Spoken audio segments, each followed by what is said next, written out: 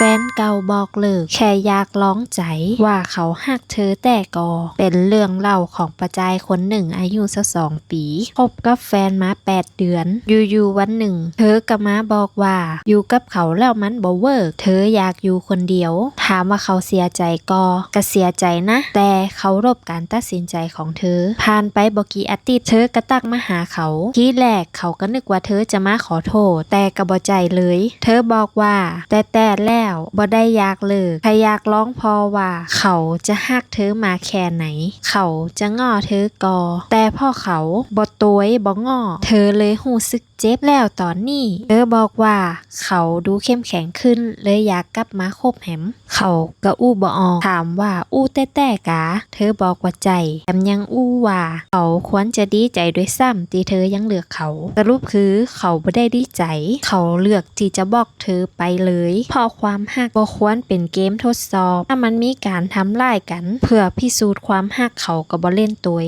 คิดเห็นจะได้กับสถานการณ์แบบนี้ก็แชร์ก็อู้กันได้เน้อ